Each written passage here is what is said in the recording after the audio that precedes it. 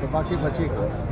Parliament देश के कानून बनाने काम करती है और इतने इम्पोर्टेंट जो है कानून आए थे, जितने भी जो है CRPC IPC सब सारे सिस्टम को बदल दिया 100 साल के बाद बदले गए।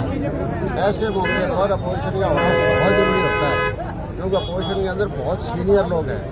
बीजेपी से बहुत ज़्यादा सीनियर लोग हैं जिन्होंने ज़िंदगी में क्या क्या देखा है, कितने आंदोलन देखे हैं, कितने कानून बनाने का काम किया है, कितने कानूनों में पब्लिक हित के अंदर संशोधन भी किया है।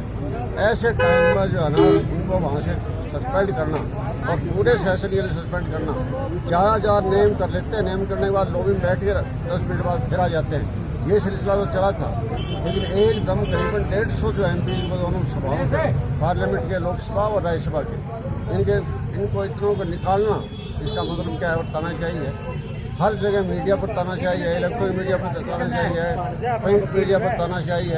तो बोलता है तो उसको भी जो है ऐसे करते हैं जैसे ED CBI और ये जो इनकम टैक्स, ये इनके हथियार बन गए हैं।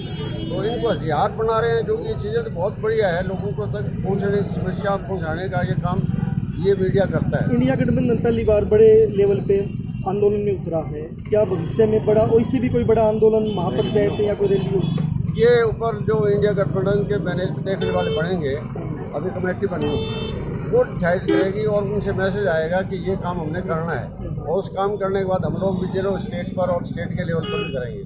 और ये जो 4 नौजवान जिन पे देशद्रोह लगा दिया गया है, कांग्रेस इस पे क्या मानती है कि देशद्रोह नहीं, आतंकवादी को साबित कर दिया गया है? ये देशद्रोही आतंकवादी नहीं थे।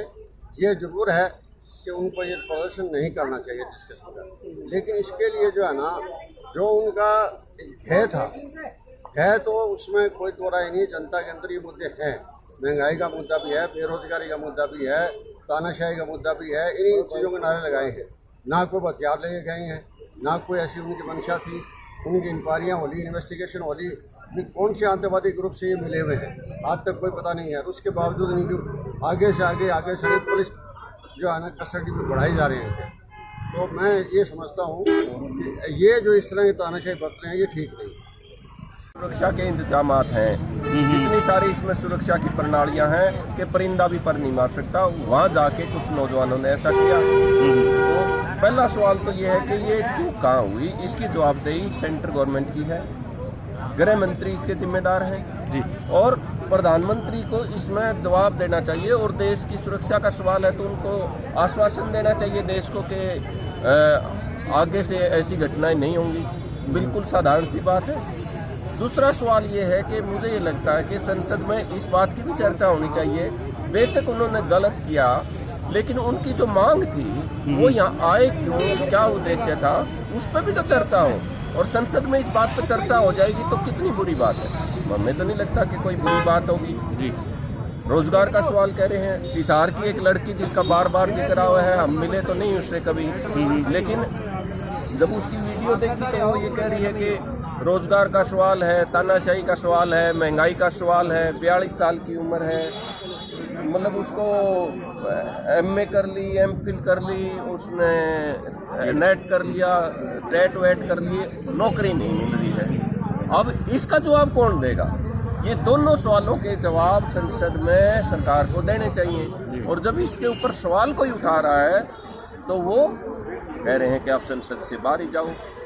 सब अभी अलग अलग बात है, कोई कहते हैं मीटिंग करी है, कोई कुछ कहते हैं, कोई कहते हैं धरना प्रदर्शन नहीं चल रहा। असली जो तंत्र की बात है वो हेमा मालिनी ने कहा है कि उन्होंने कहा है कि निलंबन तो इसलिए करा है कि ये बहुत सवाल पूछे हैं। अब संसद तो सवाल पूछने की जगह है, तो वहाँ सवाल नहीं पूछेंगे तो क्या बात है। तो इंडिया गठबंधन ने आज पूरे देश में ये कॉल दी थी कि इसका विरोध होना चाहिए।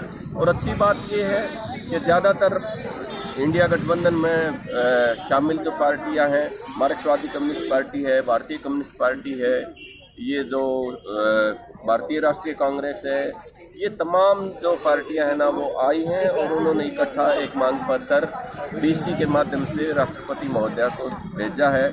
और ये मांग की है कि वो सांसदों का निलंबन रद्द करने का आदेश दें स्पीकर को, ताकि ये सुचारू ढंग से संसद चल सके। वरना तो ये जो तालियां बजा के जो बिल पास करवा रहे हैं ना भाई, विपक्षी तो कोई है नहीं। अब न्याय संहिता जैसा महत्वपूर्ण बिल भी मान ले ताली बजा के पास कर दिया। ये तालियां बजाने वाला लोकतंत्र नहीं है, पार्टिसिपेटरी है, बहस होनी चाहिए। वो बहस होके ही जो चीज़ सामने आएगी उसी से बात बन पाएगी।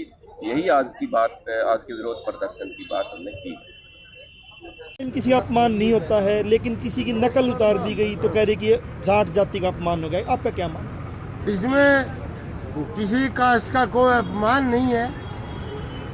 उस दिन वो कहाँ चले गए थे जिस दिन 750 किसान शहीद हुए? उस दिन वो कहाँ चले गए जो खिलाड़ी बेटियों के साथ बलात्कार कर रही थी ये सरकार? उस दिन इस देश का आज वर्तमान माननीय उपराष्ट्रपति जी कहाँ थे? आज जब किसान एमएसपी के लिए लड़ रहा है उस समय कोई उसके ऊपर मतलब जो इज्जत का या किसी तरह कोई बल्टा दार नहीं था। ये इनके कुछ गुर्गे हैं, खापा के अपने नाम लेकर खंडके मार मार कर जब किसान आंदोलन था उस समय भी ये इसी प्रकार जो है मोदी और अमित शाह के पास खड़े थे, आज भी वो वहीं खड़े। इनका किसान से और किसी जात से कोई वास्ता नहीं है। ये देशद्रोही लोग हैं, समाज विरोधी लोग हैं, किसान विरोधी लोग हैं। इनका किसी से कोई वास्ता नहीं है, अपना स्वार्थ पूरा होना चाहिए।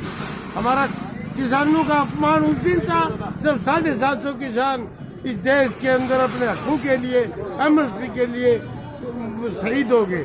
उस दिन अपमान था जब हमारी बहन बेटियों के साथ इस सरकार ने, इस धनखड़ साहब के एमपी ने बलात्कार किया। चिल्ला चिल्ला कर मर गई, कोई सुनने वाला नहीं था। उस दिन कहा गया जब हरियाणा का एक मंत्री हमारी एक कोच के ऊपर बलात्कार करने का प्रयास करता है, उस समय कहाँ चला गया था? हमारी इज्जत और आबरू लूटने वाले लोगों के साथ खड़ा है, हमारे साथ न था, न है, न आगे रहेगा।